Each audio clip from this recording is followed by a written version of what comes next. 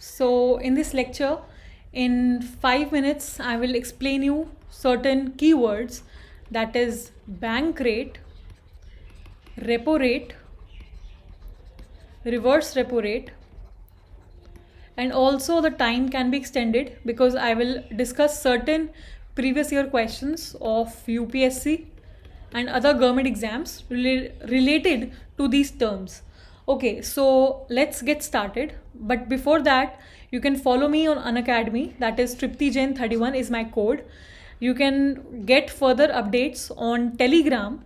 So Telegram pe if you can follow, that is LearnUp06, and on Instagram you can follow learnup.upsc.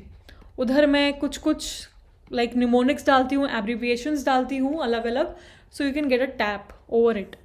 Okay, so these are the monetary policies of RBI, like CRR, cash reserve ratio, statutory liquidity ratio, bank rate, repo rate, reverse repo rate, open market operations, marginal standing facilities. So in this lecture particularly, we will study certain only 3 keywords. Bank rate. अब bank rate क्या होता है? पहली बात तो bank rate is long term rate, जो longer term के लिए दिया जाता है. जो आरबीआई है, अगर वो लोन दे रहा है किसी भी कमर्शियल बैंक को और उसमें कोई कोलेट्रल नहीं चाहिए हमें, तो इसमें अगर RBI is giving a loan to commercial banks, वो भी लॉन्गर ड्यूरेशन के लिए, without any collateral. So collateral, that is security, is not required. So there is no agreement on the repurchase. अब किसी भी बैंक को, एक्स बैंक को अगर लोन दिया है तो वो कोई रीपरचेज एग्रीमेंट साइन नहीं करेगा कि मैं अगर अपना लोन वापस ले लूँ. So basically at present it is 4.25% and it is calculated or actually governed under RBI Act 1934. So this is a fact for the prelims. And also it is not the main policy of like for the RBI, so it is a penal rate. So it is called a penal rate, and like it is actually applied when the CRR or SLR ratio is breached, that is 3.3 to 5%. This CRR and SLR I will explain in next lecture. So bank rate is actually like change जो होता है, it is done quarterly, that is after every 3 months to stabilize the inflation and economic growth. Okay, I will explain you through this diagram. For example, RBI है, RBI ने loan दिया किसी bank को और like इसमें कोई भी repurchase agreement जो है वो साइन नहीं होता. दूसरी बात मैंने बताया आपको, collateral can be any asset, it can be any property, तो इसमें कोलेट्रल की रिक्वायरमेंट नहीं होती. Okay, moving on to the next term, that is next topic, it is repo rate. Repo rate is also known as policy rate. इसको please ध्यान से सुनना. Repo rate को पॉलिसी रेट भी कहते हैं. अगर जैसे if we are acquainted with the newspapers, so एक टर्म आता है liquidity adjustment facility. So liquidity adjustment facility, that is LAF, या फिर पॉलिसी रेट या फिर रेपो रेट, एक ही बात है. तो ये अलग अलग इनके नाम हैं. तो repo rate was introduced in year 2000 and currently it is like only 4%. तो हमने देखा बैंक रेट जो है वो 4.25% पे है और जो रेपो रेट है वो आपका 4% पे है. दूसरी चीज़ इसमें जो फ़र्क है, अभी जैसे हम दूसरी स्लाइड में पढ़ते हैं, it is under the RBI act and the RBI, Reserve Bank of India Act 2006. So अब इसमें और इसमें क्या फ़र्क है बैंक रेट और रेपो रेट में? तो अगर RBI है वो लोन दे रहा है किसी भी बैंक को, कमर्शियल बैंक को, तो पहली बात तो इसमें ये शॉर्ट टर्म के लिए है. ठीक है, शॉर्ट टर्म के लिए लोन देगा. सपोज़ 100 करोड़ का लोन है, किसी भी बैंक को दे दिया. बैंक कोई भी हो सकता है या फिर कोई भी क्लाइंट हो सकता है या इंडिविजुअल फर्म, कुछ भी हो सकता है. ठीक है, इन रिटर्न वो एक एग्रीमेंट साइन करेगा कि हम रीपरचेज कर लेंगे after a shorter period of time. कुछ टाइम पे मैं रीपरचेज कर लूँगा. तो उसके बाद उस पर 4% का रेपो रेट लगेगा. दैट इज़ कितना हो जाएगा, ये 104 करोड़ का अमाउंट. दैट इज़ प्रॉफिट जो होगा वो आपका इसका RBI का होगा, जो भी आपका रेपो रेट का परसेंट होगा. तो ये शॉर्टर वेरी शॉर्ट टर्म के लिए होता है, 1 से लेके 14 डेज तक। इकोनॉमिक्स की भाषा में इसको फोर्टनाइट या ओवरनाइट कहते हैं। तो it is basically overnight purchase. I repeat of like repo rate और बैंक रेट में क्या फ़र्क है फिर से बताते हैं। बैंक रेट में आपका पहली बात तो लॉन्गर टाइम के लिए होता है, it is more than 1 year, ठीक है। इसमें कोई कोलेटरल की रिक्वायरमेंट नहीं है और कोई भी एग्रीमेंट साइन नहीं होता। लेकिन हमारे ये रेपो रेट में इसका होता है, दैट इज़ रेपो रेट अभी है 4% पे, तो ये शॉर्टर पीरियड पे होता है, दैट इज़ ओवरनाइट लोन्स होते हैं 1 से लेके 14 दिन तक, 1 से लेके 14 डेज तक। एंड इसमें रीपर्चेज एग्रीमेंट होएगा कि बैंक बोलेगा कि हाँ इन रिटर्न गवर्नमेंट सिक्योरिटी मिलेगी इसको एज अ कोलेटरल। अब गवर्नमेंट जहाँ पे भी गवर्नमेंट अगर सिक्योरिटी है गवर्नमेंट की एज अ कोलेटरल, तो ऑब्वियसली जो रिस्क है वो कम होगा, क्योंकि पैसा जो है वो डूबेगा नहीं। अगर आरबीआई को पैसा नहीं भी मिले किसी बैंक से जिसको उसने लोन दिया है और उसका बैंक का दिवाला निकल गया या फिर वो लॉस में चला गया या घाटे में चला गया या लोन रीपे नहीं कर पाया, तो गवर्नमेंट सिक्योरिटीज़ होंगी आरबीआई के पास, तो जो कि वो बेच सकता है और अपना पैसा रिकवर कर सकता है। तो इसलिए जो कोलेटरल दी जाती है वो गवर्नमेंट सिक्योरिटीज़ दी जाती है। और ये तभी यूज़ होता है जनरली जब लिक्विडिटी इंजेक्ट करनी हो, जब लिक्विडिटी हमें बढ़ानी हो, इकोनॉमिक ग्रोथ जो है वो बढ़ानी हो। अब दूसरा कॉन्सेप्ट है मार्जिनल स्टैंडिंग फैसिलिटी, MSF। इसमें और थोड़ा सा ही अंतर है रेपो रेट में। जैसे कि ये MSF हम आसान भाषा में अगर मैं बोलूँ, रेपो रेट प्लस 0.25% रेट होता है। अब ये जो है वो वेरी कर सकता है, तो मतलब कि 4.25% है हमारा मार्जिनल स्टैंडिंग फैसिलिटी। मार्जिनल का मतलब आसान भाषा में अगर मैं बोलूँ, मार्जिनल मतलब वेरी शॉर्ट टर्म होता है। तो ये 1 से लेके 3 डेज़ का इसका टाइम पीरियड है। तो आरबीआई क्या करता है, आरबीआई ने अगर लोन्स दिए जैसे टू शेड्यूल्ड कमर्शियल बैंक्स, तो इसकी जो निशे है, मतलब कि पहले तो रेपो रेट सिर्फ कमर्शियल बैंक्स को देता था, तो इसमें आपके शेड्यूल्ड कमर्शियल बैंक्स आ जाएंगे। तो अगर लोन्स दे रहा है शेड्यूल्ड कमर्शियल बैंक्स को, जिसकी बेसिकली पेड अप कैपिटल अगर मैं बोलूँ तो वो होती है 5 लाख। तो जैसे कि फॉर एग्जांपल SBI हो गया, paid up capital like 5 lakh crore, तो ये SBI हो गया या एक्सिस बैंक हो गया या बैंक ऑफ बड़ौदा हो गया, तो ये इसके एग्जाम्पल्स हैं, ठीक है, शेड्यूल्ड कमर्शियल बैंक्स के। तो जैसे कि अगर आरबीआई लोन्स दे रहा है इन बैंक्स को, तो ये होता है बेसिकली मार्जिनल स्टैंडिंग फैसिलिटी, जो वेरी वेरी शॉर्ट टर्म पे होता है पीरियड पे, दैट इज़ 1 से लेके 3 डेज़ तक। अब इसमें देख लेते हैं डिफरेंसेस क्या क्या हैं हमारे ये मार्जिनल स्टैंडिंग फैसिलिटी और रेपो रेट में। रेपो रेट मैंने बताया कि ये शॉर्ट टर्म होता है 1 से लेके 14 डेज़ तक, और MSF जो होता है वो 1 से लेके 3 डेज़ तक होता है। ये अभी 4% है, ये आपका 4.25% है, ठीक है। इसका जो मिनिमम अमाउंट है रेपो रेट का वो है 5 करोड़ रुपीज़, और ये हर बैंक के लिए एप्लीकेबल है रेपो रेट। और जो MSF है उसका जो मिनिमम अमाउंट है वो 1 करोड़ रुपये है, और सिर्फ इसमें शेड्यूल्ड कमर्शियल बैंक्स ही आएंगे, सारे कमर्शियल बैंक्स नहीं आएंगे, रीजनल रूरल बैंक्स नहीं आएंगे इसमें। तो ये फ़र्क है। अब नेक्स्ट कॉन्सेप्ट आता है रिवर्स रेपो रेट। देखिए रिवर्स रेपो रेट में क्या होता है, आरबीआई सपोज बोरो करता है फंड्स या फिर loans from other banks in short term, ये भी शॉर्ट टर्म ही होता है। तो ये आरबीआई क्या करेगा, it will actually sell the government bonds और द गवर्नमेंट सिक्योरिटीज़, जिसको गिल्ट एज्ड भी कहा जाता है, जिसमें जो रिस्क है वो ज़ीरो है, ठीक है। तो इसमें आरबीआई सेल करेगा, आरबीआई ने बेसिकली सेल किया government security as a collateral, किसको, बैंक को, और बैंक जो है वो लोन देगा या बेसिकली फंड्स बोल सकते हैं हम। तो with the commitment, RBI commitment देगा, एक एग्रीमेंट साइन करेगा कि वो पे बैक करेगा।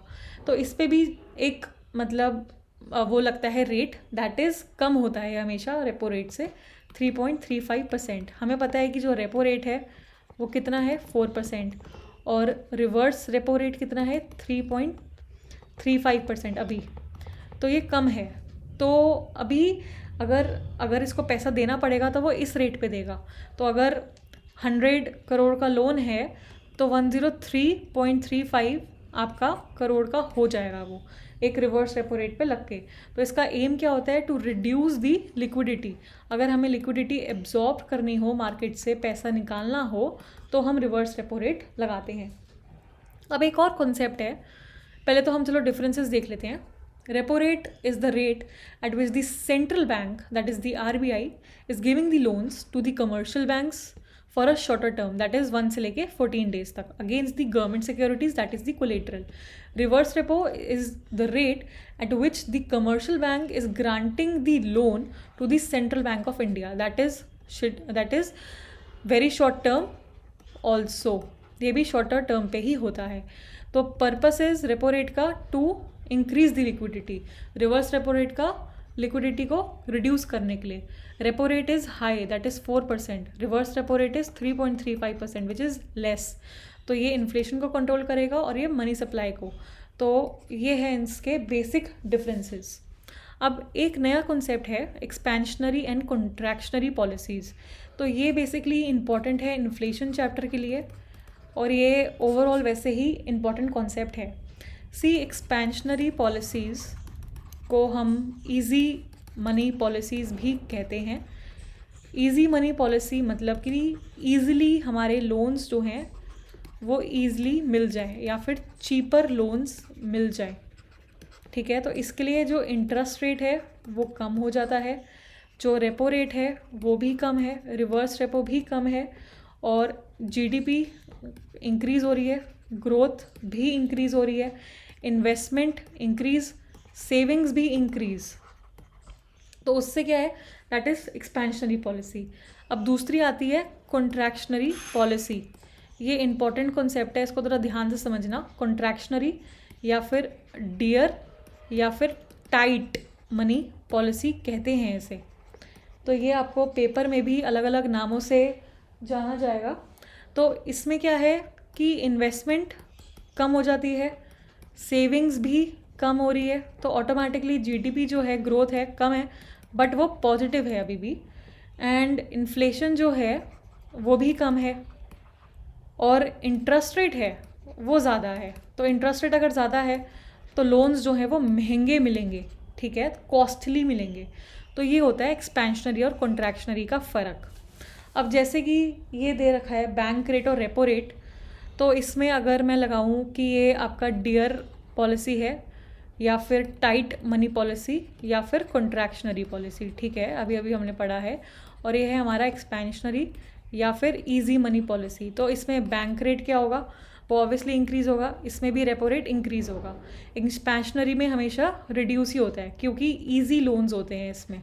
तो ये कॉन्सेप्ट हमें समझ में आया है, ठीक है। तो ये होता है। अब रिवर्स रेपो रेट का इसमें मैंने क्यों नहीं बात करी, क्योंकि रिवर्स रेपो का इंडिविजुअली अपना कोई रोल नहीं होता, तो वो रेपो रेट ही होता है जो मेन उसको इकोनॉमी पे इफ़ेक्ट करता है।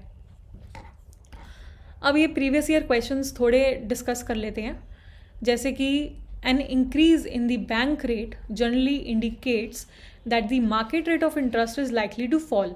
तो ये 2013 में पूछा गया था UPSC में कि अगर बैंक रेट इंक्रीज़ हो जाए तो वो क्या इंडिकेट करता है कि मार्केट रेट अगर फॉल हो जाए। तो अभी मैंने बताया आपको कि अगर इंटरेस्ट जो है अगर कम हो रहा है या ज़्यादा हो रहा है तो वो कैसे होगा। तो इसका आंसर क्या है, tight money policy, that is dear money policy, कि इंटरेस्ट रेट का क्या फ़र्क आता है उसमें, कि सेंट्रल बैंक जो है टाइट मनी पॉलिसी फॉलो कर रहा है, दैट इज़ कॉन्ट्रैक्शनरी पॉलिसी, जो हमने अभी अभी पढ़ा है। तो ऐसे ही UPSC क्वेश्चंस पूछता है।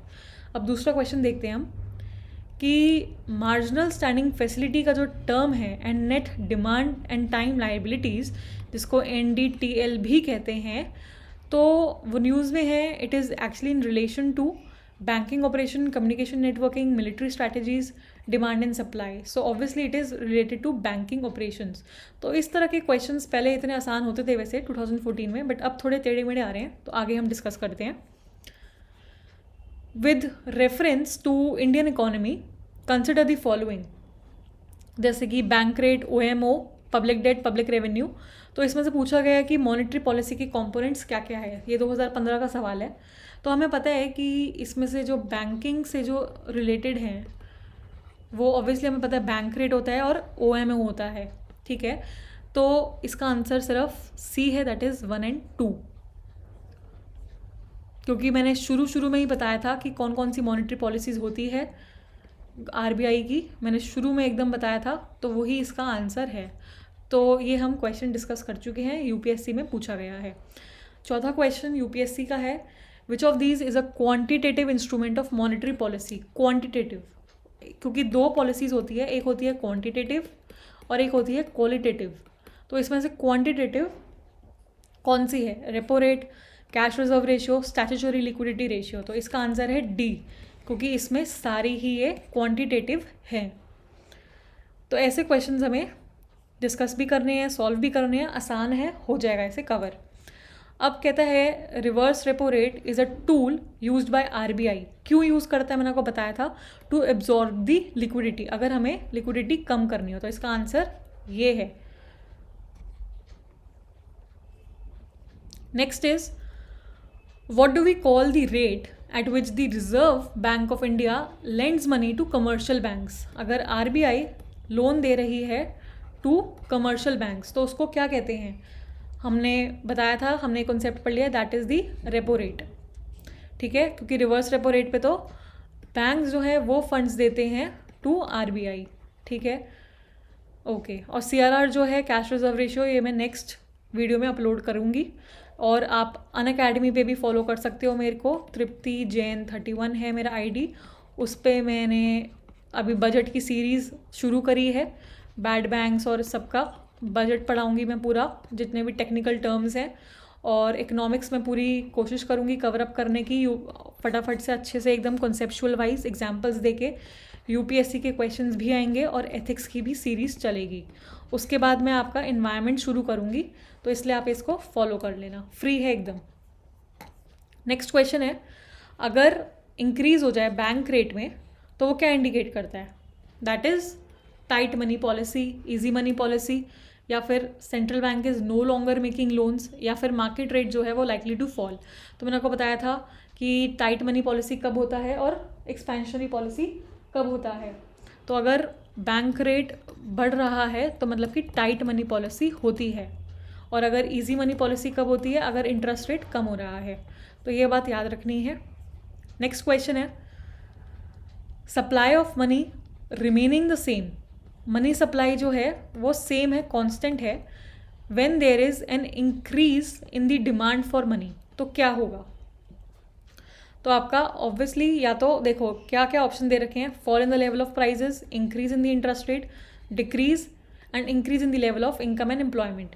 अब अगर मनी सप्लाई सेम है और डिमांड जो है वो बढ़ रही है तो इनकम और एम्प्लॉयमेंट में तो इतना डायरेक्ट इम्पैक्ट नहीं आएगा, तो ये ऑप्शन एलिमिनेट हो जाता है। अब इसमें मनी सप्लाई की बात कर रहे हैं तो इंटरेस्ट रेट के वो घूमेगा, क्योंकि एक्सपेंशनरी पॉलिसी होगी या फिर कॉन्ट्रैक्शनरी होगी, तो ए ऑप्शन भी एलिमिनेट होता है। तो इसमें दो ऑप्शन बचते हैं हमारे पास, इंक्रीज़ होगा या डिक्रीज़ होगा। अब मैंने आपको बताया था कि अगर डिमांड इंक्रीज़ हो रही है तो आपका जो इंटरेस्ट रेट है तो वो इंक्रीज़ होगा। अगर इंटरेस्ट रेट अगर इंक्रीज़ होगा तो आपकी कॉन्ट्रैक्शनरी मनी पॉलिसी होती है, तो कस्टमर्स क्या करेंगे? वो डिमांड करेंगे, customers will demand the increase of the amount of money. So the correct answer here is B, that is increase in the interest rate. Next is the lowering of the bank rate by the RBI leads to, अब ये 2011 का सवाल है UPSC का, तो ये इससे क्या होगा? अगर RBI ने बैंक रेट जो है वो कम कर दिया, तो बैंक रेट अगर कम कर दिया तो इजी मनी पॉलिसी हो गई, मैंने आपको बताया था, that is expansionary money policy, तो उससे लिक्विडिटी बढ़ेगी, that is more liquidity in the market. सीधा सा कॉन्सेप्ट है, मेन जो है इजी मनी पॉलिसी देखनी है या फिर टाइट मनी पॉलिसी देखनी है। ये कॉन्सेप्ट बहुत इंपॉर्टेंट है, ये इन्फ्लेशन चैप्टर में भी आपका कवर अप हो जाएगा। तो ये कॉन्सेप्ट मैं आपको समझा चुकी हूँ। लास्ट क्वेश्चन है, repo rate is less than, sorry reverse repo rate is less than repo rate. Yes it is true, क्योंकि मैंने आपको बताया जो रेपो रेट है वो 4% है और जो रिवर्स रेपो रेट है वो आपका 3.35% है, तो it is true. Okay, and also you can follow me on Unacademy, this is my quote, code है और ये टोटली फ्री लेक्चर्स हैं मेरे, तो ये आप फॉलो कर लेना, तृप्ति Jain 31. And also many batches are starting on Unacademy. Actually it has started on 12th February. It is basically for those students who are thinking to appear in 2022 and 2023. अलग अलग सालों के बैचेस हैं, NCERTs एंड टॉप एजुकेटर्स हैं, और आपको MCQs और सब कुछ मिलेगा वहाँ पे प्लेटफॉर्म पे. ये 2 ईयर कोर्स है अगर आप 2023 में अपीयर कर रहे हो, और ये 1 ईयर बैच पूरा आपको MCQs, प्रीलिम्स, मेन सब के लिए प्रिपेयर किया जाएगा. डाउट सेशन होंगे एजुकेटर्स जो लेंगे, दैट इज़ 2022 में, if you are thinking to appear. तो इसमें आपको कुछ नहीं करना, डायरेक्टली आपको ऐप जो है लोड करनी है ऐप स्टोर से या प्ले स्टोर से, एंड आपको अनअकैडमी की जो ऐप है वो आपको लोड करनी है, और उसमें आपको कूपन कोड डालना है Tripti Jain 31. So it is totally free lecture, आपको सारा एक्सेस मिलेगा जो भी मैं लाइव सेशंस ले रही हूँ, और अलग अलग आपके पास अपडेट्स भी आएंगे. So that's it from my side. Thank you so much, have a nice day. अगर आपको कोई भी डाउट हो तो आप लिख सकते हो. Do subscribe my channel, it's totally free, और बेल आइकन को भी दबा देना सो दैट आपको अपडेट्स मिलते रहे. इंस्टाग्राम पे इट इज़ learnup.upsc, और टेलीग्राम पे इट इज़ learnup06, और Tripti Jain 31 is my ID. Please follow me on Unacademy. Thank you so much. कोई भी डाउट हो आप प्लीज़ कमेंट कर देना, या फिर टेलीग्राम पे मैसेज कर देना, मैं ज़रूर रिप्लाई कर दूँगी. Thank you so much.